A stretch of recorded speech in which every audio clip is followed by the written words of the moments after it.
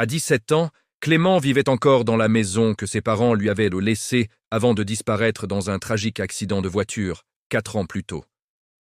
Du moins, c'est ce qu'il croyait.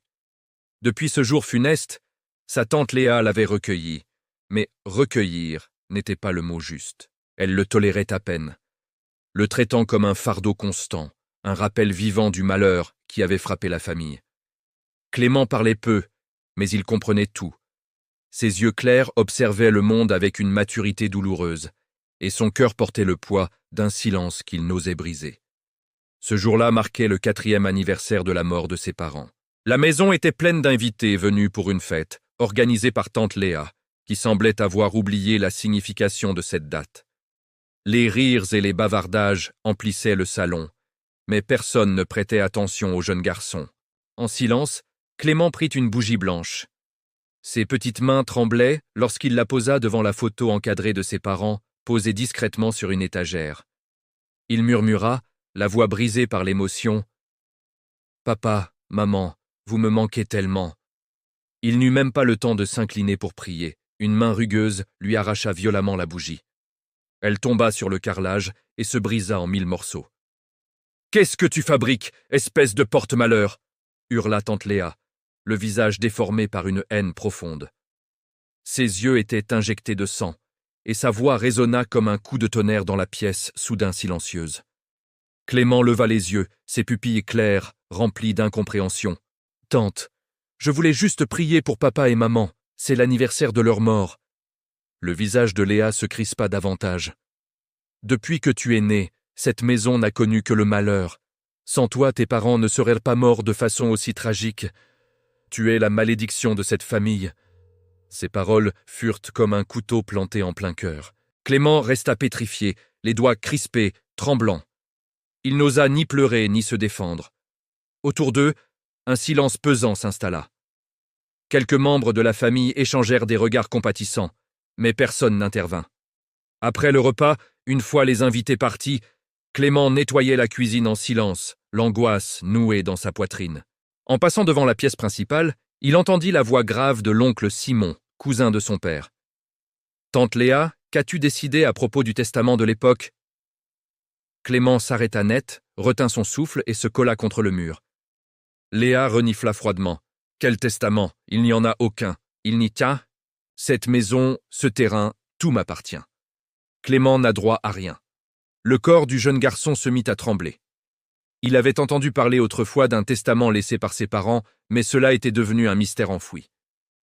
Si ce document existait, ses parents lui avaient laissé quelque chose, et sa tante le lui cachait. Cette nuit-là, quand la maison fut plongée dans l'obscurité, Clément se glissa discrètement vers la chambre de sa tante. La lumière pâle de la lune filtrait à travers la fenêtre. Devant lui se trouvait le vieux coffre en bois où elle conservait ses objets précieux. Sur la pointe des pieds, il souleva le couvercle. Une odeur de moisi s'en échappa. Ses mains tremblantes fouillèrent jusqu'à toucher une feuille jaunie et rigide. Son cœur battait si fort qu'il semblait résonner dans le silence. Mais avant qu'il n'ait pu lire les lignes, un cri retentit. « Qu'est-ce que tu fais dans ma chambre, petit ingrat ?» Tante Léa se rua sur lui comme une tempête, arracha la feuille et le poussa violemment. Elle le gifla avec une force terrible, sa joue brûlante. « Je t'ai nourri pendant toutes ces années, et maintenant tu oses réclamer ta part. » Le bruit attira l'oncle Simon et les proches. Hors d'elle, Léa renversa le coffre et jeta les vieux vêtements de Clément dans la cour. « Je t'ai élevé jusqu'à aujourd'hui, c'est déjà une bénédiction. Si quelqu'un a pitié de toi, qu'il t'emmène et t'élève à ma place. Je ne peux pas élever un porte-malheur comme toi. Dégage de chez moi tout de suite. » Clément tomba à genoux, ramassant ses affaires avec des mains tremblantes. Personne n'osa parler. L'oncle Simon baissa les yeux. Le jeune garçon comprit qu'il n'avait jamais fait partie de cette maison. La porte claqua derrière lui, le laissant seul dans la nuit froide. À 17 ans, il n'avait plus rien. Clément resta immobile au milieu de la cour, son sac de vêtements usé serré contre lui. Le vent glacial s'engouffrait par-dessus la clôture, transperçant ses habits trop fins. Devant lui s'étendait un chemin plongé dans l'obscurité. Derrière lui, la maison qu'il avait toujours considérée comme son unique refuge. Personne ne courut après lui. Personne ne l'appela pour qu'il revienne. Au loin, les aboiements des chiens résonnaient, mêlés au souffle du vent. Le quartier sombrait dans le silence, ne laissant qu'un enfant orphelin perdu au cœur du froid.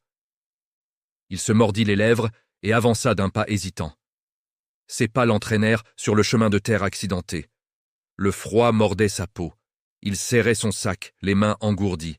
Il ne savait pas où aller. Il avançait simplement malgré ses jambes épuisées et son ventre qui se tordait de faim. Le quartier dormait déjà. Ici et là, derrière les petites maisons, la faible lueur des néons filtrait à travers les clôtures. Clément passa devant des maisons familières. Des lieux où il jouait au foot autrefois, mais qui lui semblaient maintenant étrangers et terriblement froids. Il avait toujours cru que si quelque chose lui arrivait, ses voisins l'aideraient. Mais lorsqu'il frappa timidement à quelques portes, celles-ci ne s'entr'ouvrirent qu'un bref instant, avant de se refermer aussitôt. Les regards fuyants, les voix prudentes murmuraient de l'intérieur. « Ce gamin, il a été chassé par sa tante. Non, à cette heure, si on le garde, Léa va nous créer des problèmes. » Clément n'écouta pas davantage. Il se mordit les lèvres et s'éloigna. Ainsi, même lorsqu'il n'avait nulle part où aller, personne ne voulait de lui. Arrivé au bord de la grande route, il aperçut une petite échoppe de nouilles encore ouverte. L'odeur du bouillon chaud flottait dans l'air, réveillant violemment sa faim. Il regardait de loin les clients attablés, la salive lui venant à la bouche. Il ne se souvenait même plus de la dernière fois où il avait mangé un vrai repas chaud. Ce jour-là, il avait à peine avalé quelques bouchées de riz froid avant d'être chassé. Maintenant, la faim lui lacérait l'estomac comme une lame, faisant trembler son corps maigre. Il prit son courage à deux mains et s'approcha, espérant obtenir quelques restes. Mais à peine arrivé, l'homme derrière le comptoir lui lança un regard sévère et le chassa un geste brusque. « Va-t, en ailleurs, il n'y a rien pour toi ici. » Clément baissa la tête, une onde brûlante lui montant à la gorge, mais il ne pleura pas. Il se retourna et partit, laissant la faim continuer à tourmenter son corps frêle. Il ne savait toujours pas où aller. Le quartier n'avait plus de place pour lui. En arrivant près du marché, il aperçut un petit auvent dans un coin. Il se recroquevilla dans l'angle, serrant contre lui son sac de vêtements déchiré, essayant de se faire le plus petit possible pour échapper au froid mordant. La nuit froide devenait de plus en plus cruelle. Les rafales de vent s'infiltraient sous ses vêtements, le faisant trembler sans cesse.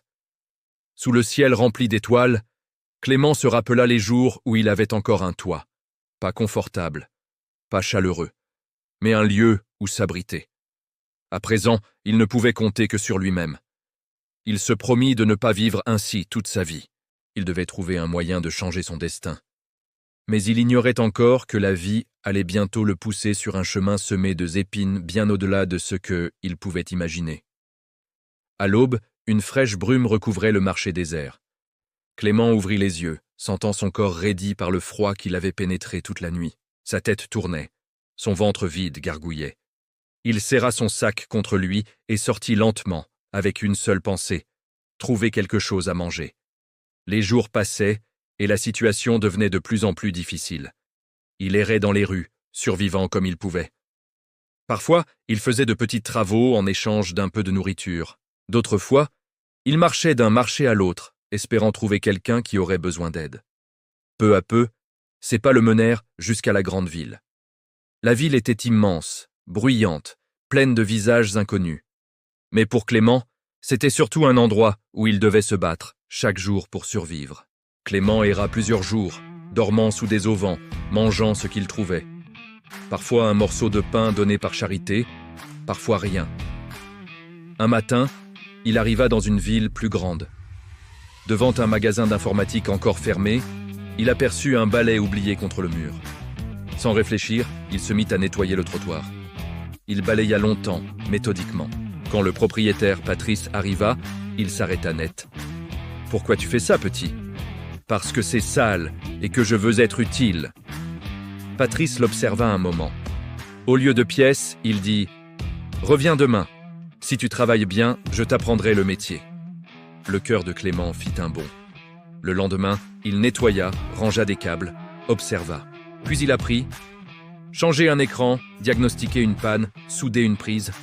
Chaque soir, il rentrait épuisé dans une petite chambre louée à bas prix. Chaque jour, il progressait. Patrice devint son premier vrai mentor. 3 ans plus tard, Clément était devenu un technicien hors pair. Patrice, impressionné par sa rigueur et son honnêteté, lui proposa un poste fixe avec salaire et commission. Clément accepta. Mais il rêvait plus grand. Avec ses premières économies, il commença à vendre des accessoires, chargeurs, câbles, écouteurs, sur une petite table devant l'atelier. Pas de contrefaçon, prix juste, service impeccable. Le bouche à oreille fonctionna. La table devint kiosque. Le kiosque devint boutique.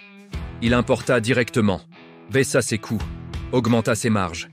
Il engagea, forma, ouvrit d'autres points de vente.